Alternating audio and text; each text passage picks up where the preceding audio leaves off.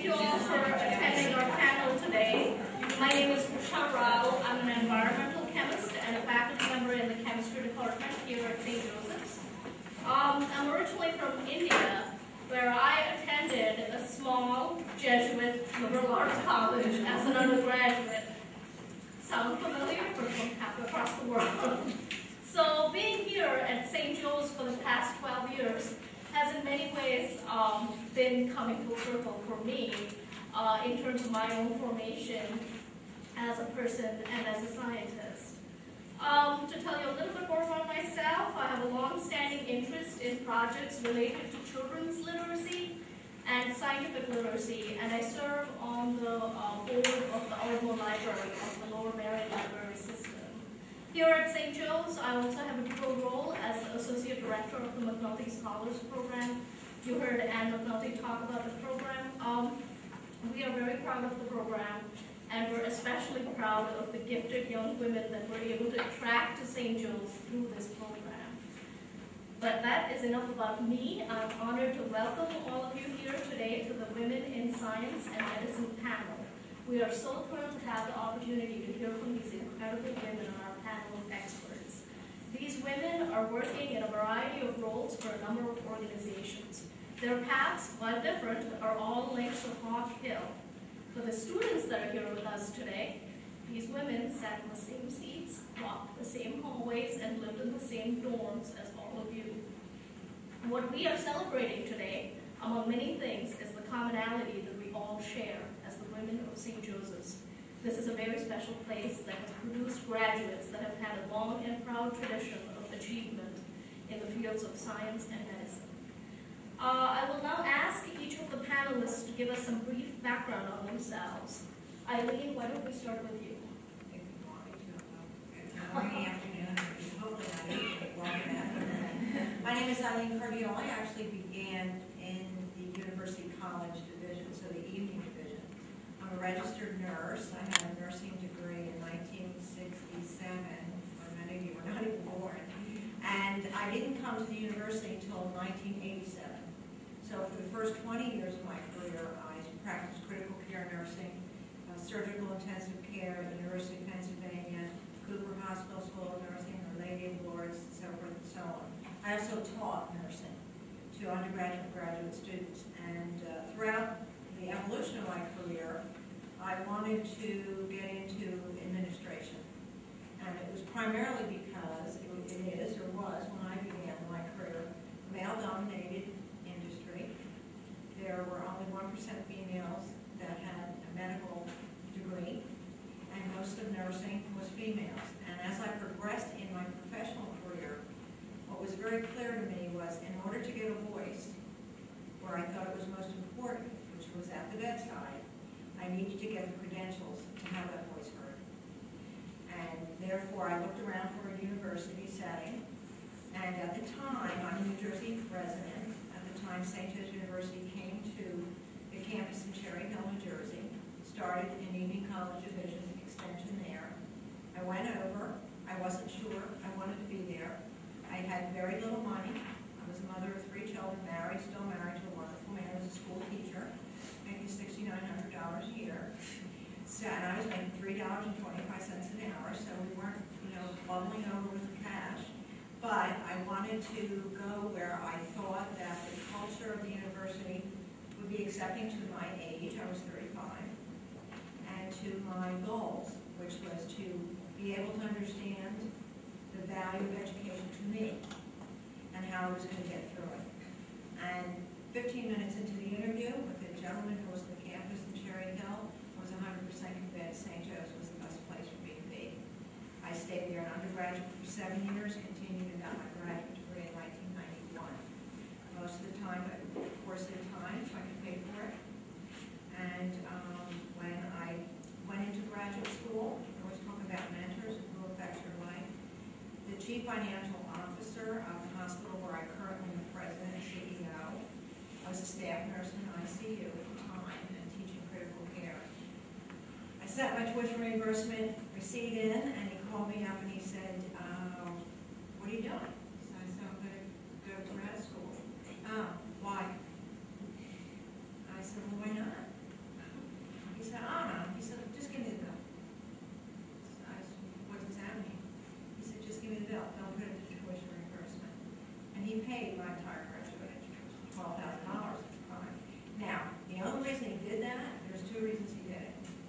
Number one, he believed that I was able to contribute better and deeper in what I was doing, and he also wanted to give back. He also was a St. Joe's grad. So sometimes you do a full circle. Isn't that kind of cool? So currently I'm president and CEO of London Memorial Hospital in Woodbury, New Jersey. It's a 305-bed acute care facility. We have about $200 million in revenue, 1,900 employees, 5 family health centers, a couple residency programs, a couple of other programs. And in that role, I'm responsible for strategic leadership, guidance, business, finance, medical education, clinical outcomes, quality, patient safety. But what am I most proud of is my ability at my age, one now I'll tell you, to be able to do what I've always wanted to do in the highest role of influence that I can have in an organization, which is take care of patients. Thank you. Dara, can you introduce yourself, sorry? Hi, my name is Dara. I'm a 2009 graduate of St. Joe's. I was an interdisciplinary health services major. My first 2 years at St. Joe's, I was a cheerleader on the men's and women's basketball teams. And then my junior and senior year, I started volunteering more in the community. I was involved in service learning while I was at St. Joe's. I did a class where we worked at Gompers Elementary right across the street. We worked with children who have autism. And I was also a member of something called Pride at St. Joe's, where we went into the inner city schools and taught women, young teens about women's health issues. And then outside of St. Joe's, I also worked at a place called Clark School for Hearing and Speech, where I taught speech therapy lessons to children that are deaf. And I also volunteered at the Children's Hospital of Philadelphia, working with the patients and then also siblings, just reading to them, playing games with them, helping them with schoolwork and stuff like that. It was really these experiences that I had during my junior year that made me realize that I wanted to go into nursing. Obviously, St. Joe's doesn't have a nursing program, so I had to decide if I wanted to stay here and finish out my degree or transfer to go into nursing somewhere else. So I really loved it here, and I loved the things that I was involved in, so I decided to stay. I mean, I didn't think there was any harm in having another degree. So I stayed and graduated, and then at the same time, I took the extra classes that I needed to and applied to Villanova's BSN Express program, which is a 14-month nursing program. So I graduated from St. Joe's on a Saturday, and I started at Villanova on a Monday, and I went straight through for 14 months. And now I work at the Children's Hospital of Philadelphia in the pediatric ICU. Thank you. Andrea, oh, I'm sorry. I have my pages out of order. This seems to be the theme of the day. I graduated from St. Joe's in 1983, and with what Eileen was saying about the opportunities to have influence in medicine, when I was growing up, particularly when I was deciding what I wanted to do as far as my career path in the 1970s, nursing wasn't what it is today. And from early in life, I wanted to be a nurse. My mother was a nurse. And as I grew older and became struggling and saw what nursing really was at the time, that's when I decided nursing wasn't for me and I wanted to go to medical school. So I came to St. Joe's as a biology major. And the science programs here are wonderful, and I think it's, at this point, what I see from the students that come through our clinic now, the program is still just as good as far as getting into medical school, but when I was here, it was a lot different as far as the support that we got from the students have today. We weren't quite supported as far as going into medicine. Biology, especially, you were considered, you should go into research. Why would you want to be a doctor? But for those of us who, and there were a lot of women in biology when I was here. Surprisingly, no women were in faculty, but we had a lot of women students, and we just were persistent. We, held our ground until we wanted to research, and it was all good natured, really. I don't think it was really any real desire to thwart us. We sort of wanted to make sure we didn't want to go into research, I guess. We thought that women in research would be helpful.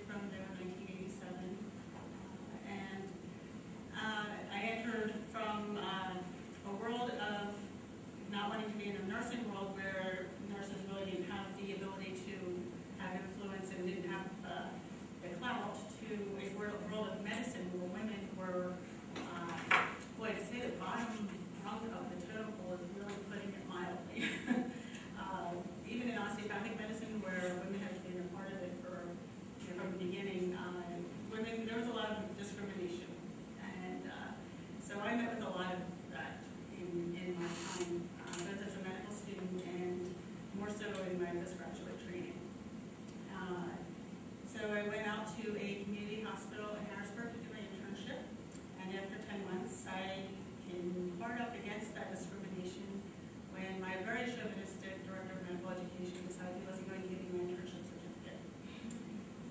He had changed my file and rewritten some of my evaluations so that I failed 3 of the rotations that I hadn't failed. So, unlike what Anna McNulty was saying, that she saved her job by putting in a written complaint, I lost my job because I put in a written complaint. The American Osteopathic Association unfortunately did not stand behind me because I was a woman and it was a good old boys club. So I basically was fired because I made a complaint about how I was being treated. So at that point I left medicine. I decided I didn't want to be in a field that had that much injustice in it. But after being home for about 6 months, an opportunity arose that I could finish my internship in Philadelphia at my medical school in the hospital. I would have to repeat the 3 months that I had completed plus the 2 I hadn't done, so, and unpaid. So for 5 months, I went to, I was living down in South Jersey, in the Underwood Medical School, and I completed my 5 months of internship, and then because I had lost my residency when I lost my internship, so I had to find a new residency program. So I then did my family practice residency at UMD&J in Stratford, New Jersey. So I completed my medical training in 1990. 3 weeks later, I had my first child, and which sort of put off medical practice a little bit. And I thought, oh, I'll take off, maybe 6 months to a year and then start practice. Well, within a year, my second one was on the way. So I thought no one's going to hire me pregnant. So I waited until my second one was 6 months old, and then I went to practice in 1992 in East Greenwich, New Jersey, where I was living at the time, which is about 15 minutes from my Logan Memorial Hospital, and where our patients all went to be admitted. And I worked in medical practice there for about 5 years before moving back to Philadelphia. And I really loved working in private family practice, and particularly out in a rural area.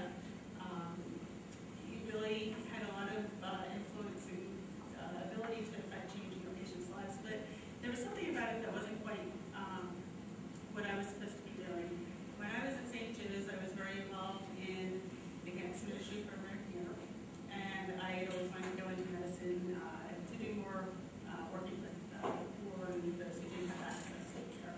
So I moved back to Philadelphia. I had to decide what I wanted to do, and I didn't want to do what I was doing in private practice. So to make a long story short, in 1999, I was co-founding a medical clinic for uninsured called St. Catherine Marbury Medical Clinic, and that's what I'm still doing today.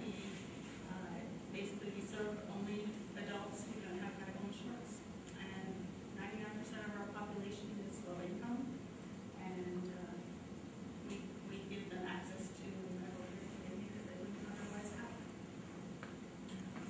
Thank you, Sheila. Just for the record, I will say that now in the sciences we don't discourage students from going to medical school. We have a different policy.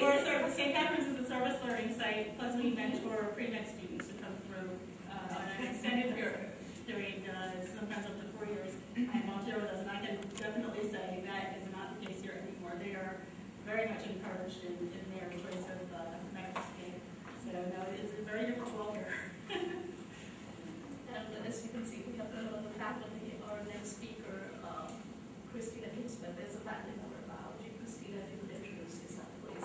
Yes, and actually, Michelle, I was just going to say to Sheila the same thing, but things have changed a lot. And I'm a professor in the biology department and program director of the McNulty Scholars Program. And we do support and encourage students in all their career aspirations, whether they be research or medical school or nursing or business. So just want to say that. So I got a bachelor's degree in biology, and I knew I wanted to do research in some capacity, in some way. I didn't really know what, although I was very influenced by Jacques Cousteau. It was that sort of the Jacques Cousteau era. So I got a master's in marine biology, and it wasn't quite like Jacques Cousteau. I wasn't sure what I wanted to do at that point. So I got a job as a research technician for first at Lehigh University and then at University of Maryland in Baltimore. And I think then I realized that I wanted to be in charge of what I did. I didn't really want to have a boss. I kind of realized I have a problem with authority. And I wanted to keep learning. I wanted to be able to learn new things. So my boss, who was, I was a research assistant, I got really interested in the project we were working on, so I said, well, I'd like to become a PhD student. And that was kind of hard for him because at that point he knew he couldn't really boss me around anymore. Anyway, so I got my PhD, but realized during the course of doing that the research that I was doing was not really something that interested me. What interested me was,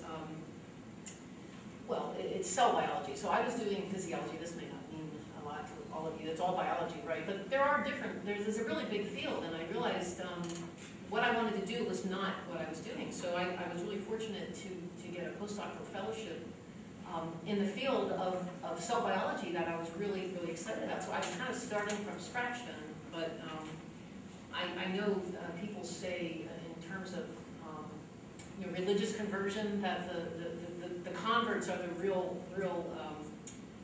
vehement, dedicated ones. And so I kind of feel that's kind of what I am. I really got excited about cell biology. So that's what I'm doing now. I joined the faculty at St. Joe's in 1996, and I've been here ever since. Thank you, Christina. We have a lot of topics that we want to cover today, so let's get started.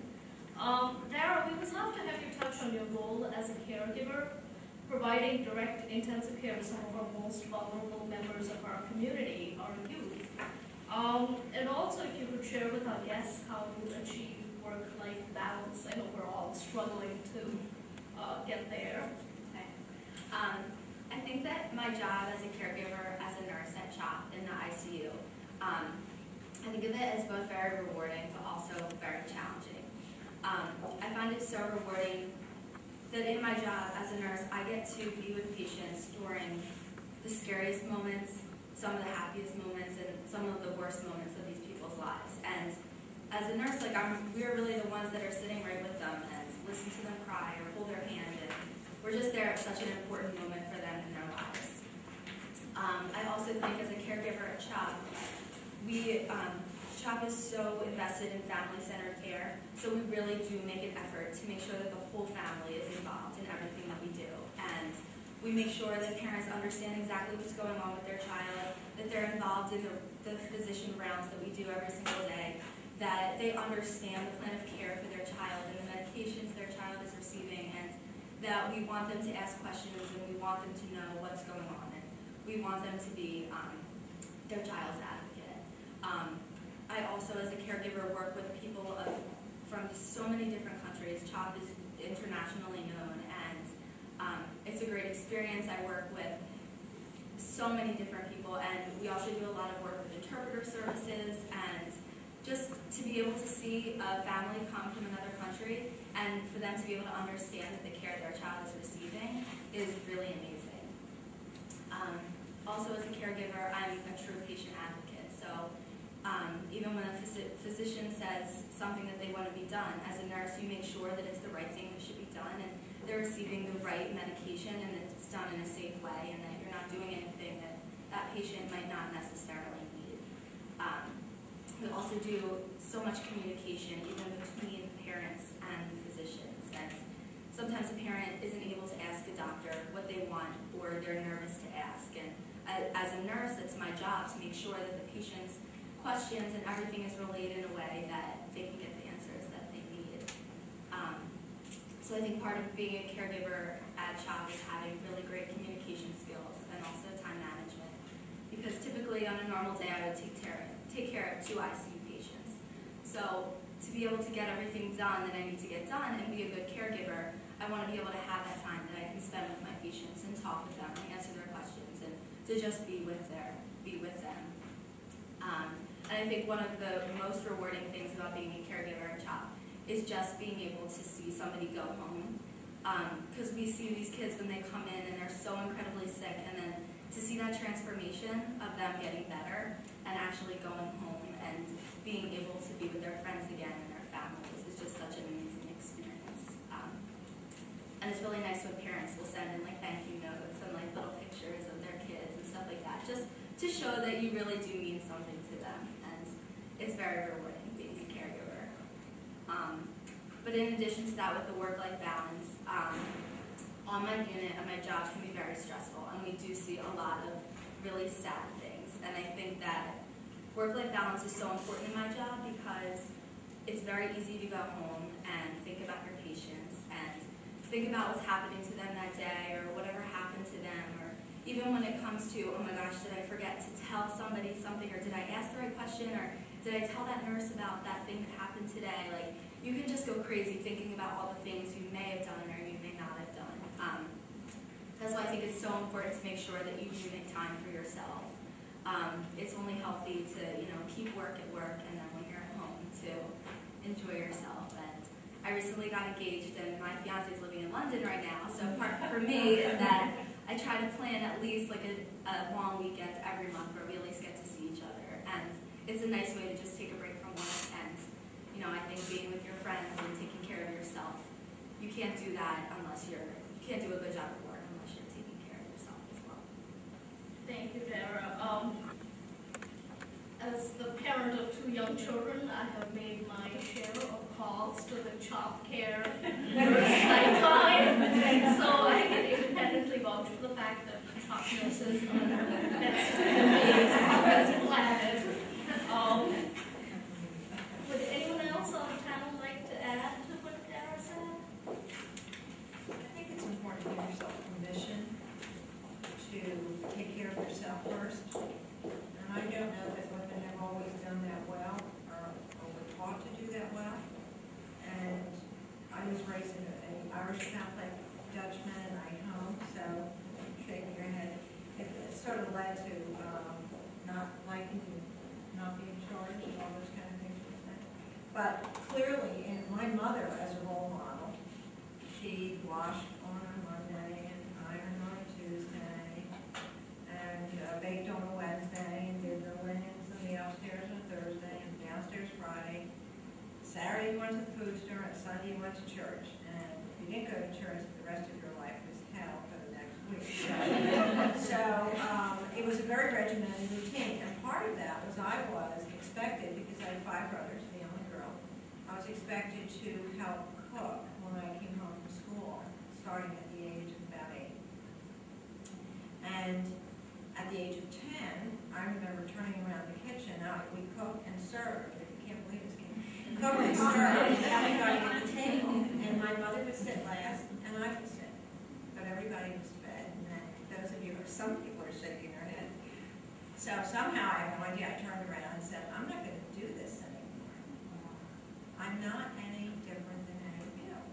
I quit. It was a big risk in my home, because you follow the rules or you got out. Didn't matter how old you were. And no one acknowledged it, including my mother. I think I blew her mind. And my father just sat there at the head of the table saying nothing. But it was the first test for me at the age of 10 to say, you know what? I have a right to do something that's important to me. And I don't have to do what everybody else expects me to do. That was at the age of 10. And I just progressed over the years in my personal life and my career, saying, if I don't take care of myself and do something that's really important to me, then I have nothing left emotionally to give back to any relationship, whether it's a husband or children or work. So that work-life balance, I think, is incredibly important, but you need to take the time. No one gives it to you. No one. 0, right? No one, trust me. And I have the best husband in the world for 42 years. I almost choked him last night when I came home and he put the sheets in the dryer. I have to tell you, I wanted to murder him. I'm still not speaking to him because he didn't see them. So, but anyway, but it's true. But the issue is, if you don't do it for yourself, nobody does it. No one. And you don't have to feel guilty about it. I think the younger generation is totally different than I am. But in my life, you didn't ask for anything for yourself. Every one of my brothers got a car, I did not get a car. Because women did not. My father's quote was, girls don't need a car. So I said, I'll just go get my own. And I would have got my own, which is sort of your, again, divine, the point in my career, yeah, I'm on a good side of life. My children are married, and I have 5 grandchildren. My husband's great. Doesn't matter too much anymore if I write dust all over, I can write dust all over my furniture, but it mattered years ago. Eileen, to continue with you, your career path is very interesting. In particular, I think, and you told us a little bit about it. Would you tell us, in general, about all the varying paths that a career in health can take, from being a nurse to being a hospital administrator, and perhaps share some advice with us? Well, I think again, I'm very non-traditional, seriously. So I never thought I wanted to be a hospital administrator. And the only basic common theme I've had my whole life is if I saw something, whether it was in academia or whether it was, I played high school basketball, but then there was no collegiate girls basketball. So, and I played hand court ball, so you couldn't play God forbid you could run a full court. But you could, push out kids, but you couldn't run a court. But anyway, having said that, so anyway, my point is, when I was in nursing, the absolute positive thing for me was I would take on any challenge that somebody else didn't take. So when I started out in critical care, there were, and I don't know if it's so great today, but it's a tough career, and it's a tough unit to work in. But when people would shy away from responsibility and challenge, I would step forward and take it. Because I figured I'd rather get in front of it and not be afraid of it than to stand in the background and hope somebody else did it. And as I progressed, I guess my largest change moment was when I was a nursing supervisor in 3 to 11 shifts. So what happened is everybody went home, including all the administrators. They all left the building, as they used to say. And I was administratively in charge of the hospital on the evening shift. And I became exposed to various levels of responsibility and administration, various departments. And I realized that I could use the basis of my nursing career and apply that across multiple disciplines in the hospital and be able to continue to lead other than just the nursing staff. And the other critical issue, which I think is important in listening to you, was just the infancy at that point of women in medicine. And the female physicians who would come in would bond with the nurses because we were sort of on this journey to break that glass ceiling. And so there was a common bond between us that, we can do this, whatever it is, we can do it. So that's how my career evolved. I did not aspire to this job. I was suspended twice in nursing school. I can guarantee you that those nuns would be rolling over their grave if they thought that I was sitting in this job now. But I don't think there's any barriers to success. I think they are within yourselves. So take the challenge, even if you don't know. In fact, the best journey to me is the one you know nothing about. I really didn't know what it was like to be a hospital administrator, none whatsoever. And 17 years later, here I say, go figure. Who knows? I have no idea why, but I'm here. I think the true issue is allow yourself to be challenged and allow yourself to lead. And nursing is a wonderful platform for that because it opens up so many doors. And I think females in medicine clearly have made that. I always call that dual journey. Pushing on one side, you're pushing on the other. I used to have to give my seat to doctors when they came to the nurses. It's true. It's true. We had to get up and give a seat to the doctor. So it's been a long journey. Anyone else? I'm sorry, go ahead. Would anyone else like to add to what was just said? Sheila, would you share with us how you've taken the values instilled on Hawk Hill, especially service as men and women for others and care for the whole human person, to shape your own professional calling, which seems to be so marked by service? Yeah, I touched on when I was here at St. Joe's. I was really fortunate that I had a theology course that gave an extra credit opportunity to go on a retreat. If you went on this retreat, Father Murphy, he was running this retreat called Rise, and to get the program going, he gave anyone in his class extra credit if you went on the weekend. So, being a pre-med, you always want to get that extra light. So, of course, I went on the weekend, and it ended up being really transformational for me as far as my life path, and I had no idea back then that was the case. But what it did for me was take where I was spiritually at the time as a 19 or 20-year-old, probably 20-year-old, and propel me forward into really looking at that aspect of my life, what my relationship was with God. And from that, there was a second retreat that he didn't give extra credit for, but he could go on the next semester. That was a follow-up to basically, what I learned later was it was based on the first and second weeks of the spiritual exercises of Ignatius. So from there, I got interested in going in on the search retreat in campus ministry, where I really found my niche as far as my social network of friends and people who really thought like I thought as far as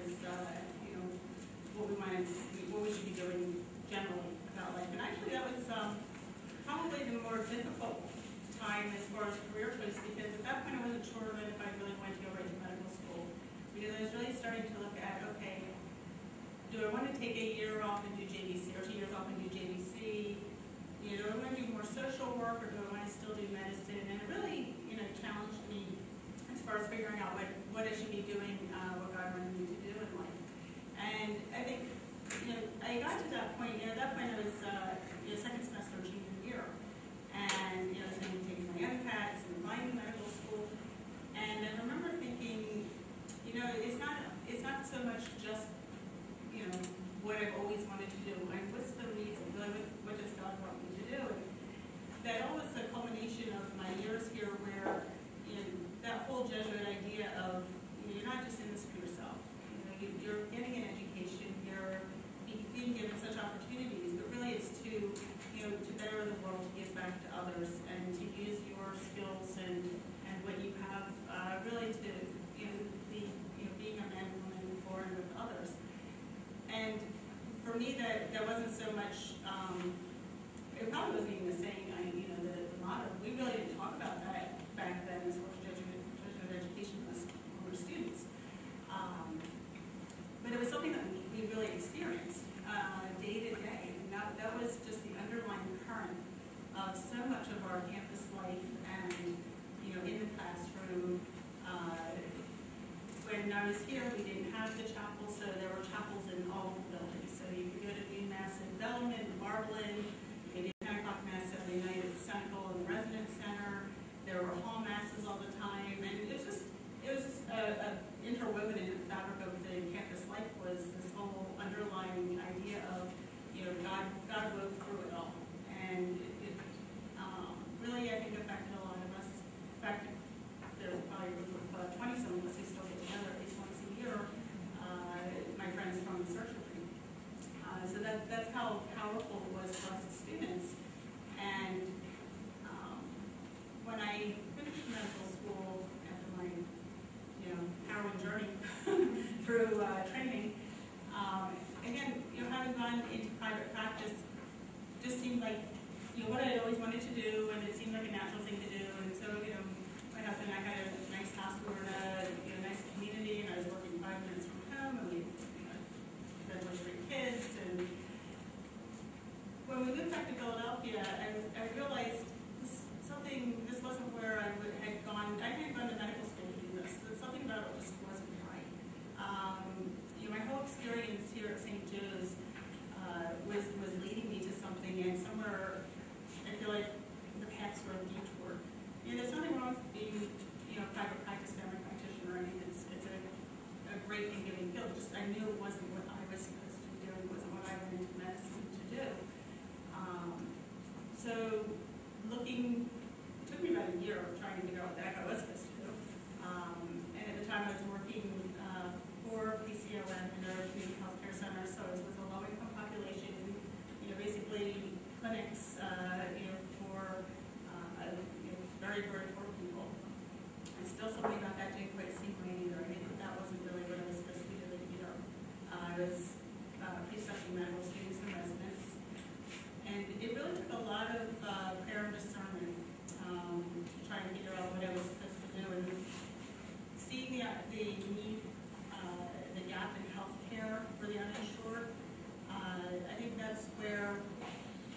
everything that had become a part of me here at St. Joe's, the whole foundation of my spirituality that started with the spiritual exercises on that retreat.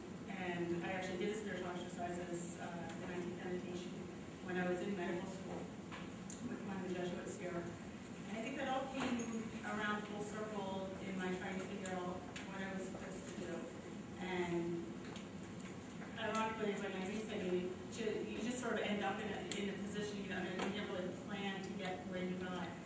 I think that was the case for me. I didn't really plan to start a medical clinic for uninsured that, would get to any particular endpoint. I just saw a need, mentioned it to a friend, and who was a physician assistant, and she was like, yeah, that's something I'm interested in. And we just opened a medical clinic. We had no business plan, we had no funding, we had nothing. We had our stethoscopes and our otoscopes, and that was it. And we just opened, we went to our parish hall, where there was a little weekend health promotion center, and we got permission to use that during the weekend, and we just opened. And we didn't even tell anybody, no one in the neighborhood even knew about it. So word got out through the soup kitchen that our parish ran, and we got some flyers out on neighbors' doors. And 12 years later, we've served thousands of people. We have an active population, usually of about 700. When we get insurance, we move them back out of our care to somebody else's. But, and again, I'm not sure this is where I ever expected it to come, because I had no expectations. And with all the challenges along the way, from a business perspective, financial perspective, and so many other things, it's always come back to this is the path that I'm supposed to be on, because this is what God's still telling me to do. And that knowledge of what I'm supposed to do came back to St. Joe's and what started here. That really made me instilled with that idea that you listen to what God wants for you, and God doesn't want you to do something. He wants you to extend your reach and really use what you have to serve others, be with others in the best way you can, and give them the best of what you have. But at whatever level, whether it's in any career, I think that's the case. And you can choose any particular career path, any job that any of us who are adults have. And, there's multiple ways to do any job, and I think how we do it as alum of St. Joe's is different from some other people that do that job. And that's the difference that St. Joe's made for me. And my children also are getting the advantage of Jesuit education. I have 2 who are in Jesuit colleges now, and my youngest is at St. Joe's Prep. So we're eldest graduated, and he's heading probably for a Jesuit college also. So I'm really thrilled because it sort of comes full circle for me that I try not. They've heard all along from me, teacher ideals, but I think seeing in the St. Joe's students that I mentored over the years and who have volunteered in our clinic, and I recognize in them what I know they don't even recognize in themselves. They have that spirit of Jesuit education. They have no idea most of the time that it's there, but I can hear it, in how they talk and how they express what they want to do and the reasons they want to do things. And I think that's so alive here still. So I really like that for my children. So I was thrilled for Jesuit education for their colleges. But I think we've all been affected in a way that sooner or later we come to realize. But for me, it was really instrumental in my career. Thank you, Sheila. Christina, as a woman faculty member in science, could you tell us a little about your formation as a scientist? In particular, what drew you to science in particular, and what were your formative experiences that encouraged you to remain in science? I'll be brief. I know we're probably running out of time. I guess I just have one memory of a time when I was working as an assistant scientist on a school ship. This was after I got my master's, but before I started my PhD. And so this is one of those ships that takes students around for a semester where you spend some time on land taking courses, and then you're on a sailing ship for 6 weeks doing science projects and learning how to sail. It's a really wonderful, very fun sea semester. And I got to do it as a student, so came back as an assistant scientist, and one of the things we would do, so the students are working on projects, science projects on board, and one of the projects involved looking at the life that was in the surface water. So we would deploy a net, do a net tow at noon and at midnight every day. And so the students rotate on these watches. So we have 3 watches of students, so there's 24 hours around the clock you're collecting data. And I just remember it was New Year's Eve. This cruise was over Christmas, and it was my watch that was responsible for the midnight tow. And so we had to deploy this net at midnight on New Year's Eve. And so I remember I had to, actually have to climb up the rigging a little bit in the dark to help this net go down. I just remember thinking, this is like the coolest thing. I am so lucky to be able to do this. And so I just think you have to find out, like, what is the coolest thing? And you want, I mean, I'm really fortunate that I wake up every morning, I look forward to go to work most of the time. But, I enjoy what I do, and, we spend so much of our time doing our jobs, and so you want to just do something that you really look forward to doing that every day. And if you don't, then it's time to look for something else. Thank you, Christina. What would you all like to hear about or comment on today's panel? I'm going to open it up to everybody here.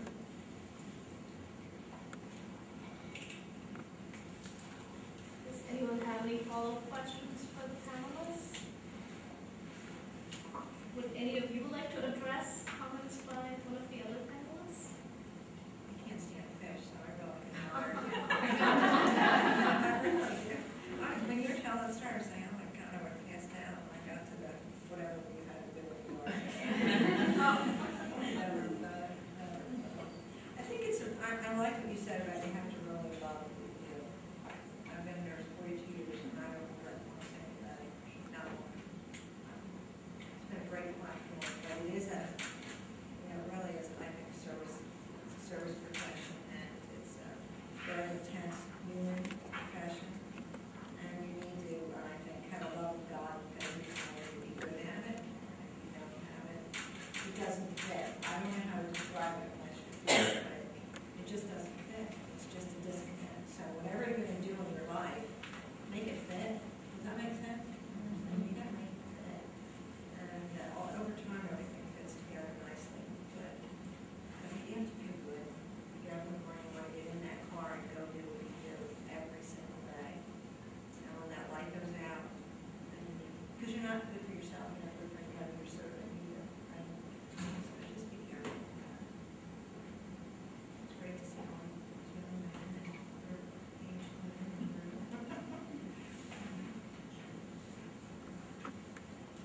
Your The only other thing I would add is, I think any of us who have been out in professions for a number of years can attest, you can't be afraid of failure because you're going to fail somewhere along the way.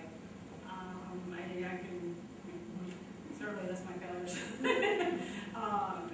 The ones that weren't my fault, but also ones that were my fault, things that I did that I didn't do well.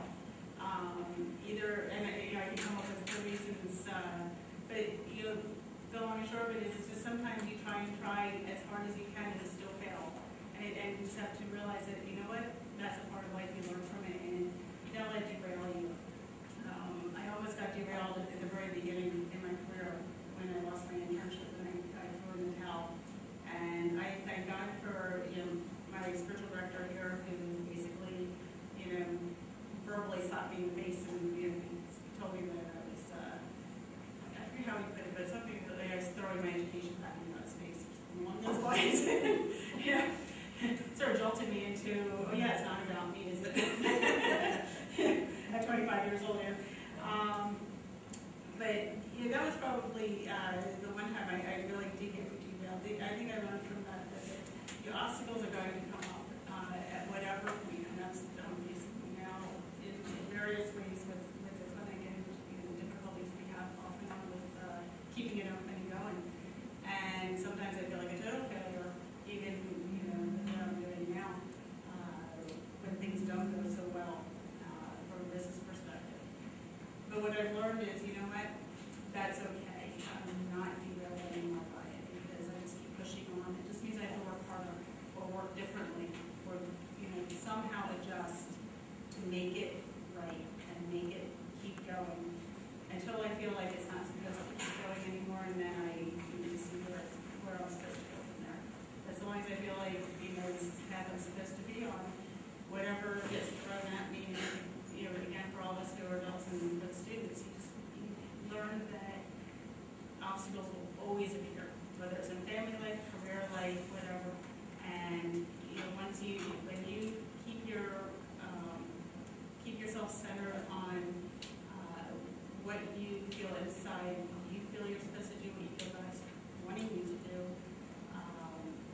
then you just stay focused on that, and all the obstacles become a little more manageable. And you just keep faith that you'll get through it somehow, and on the other side, you'll look back and, you know, figure out how not to get to that obstacle again until the next one comes up. So, yeah, it's just always a challenge, but that's life. You know, when you stop having challenges, you gotta worry. You may come to your end. Thank you. I'll give you one more chance if you have a follow-up question or comment. Just wanted to thank everybody. The stories were wonderful and so varied. So thank you so much for volunteering. Yeah. Thank you. Please join us back in the banquet hall to network with each other, to grab some dessert. They promised us dessert, so, and some coffee, and to meet our students. Our McNulty scholars, as well as several of our students from chemistry, chemical biology, physics, and biology will be presenting some of their research at the reception. We hope that you'll come to see their work that we are really proud of. And we would also love to be able to share your story with those women that could not join us today. So please do visit our video booth in the reception to videotape. On behalf of the university, I would like to thank all of you and all of you so much for being here with us today. And please join me in thanking our panelists today.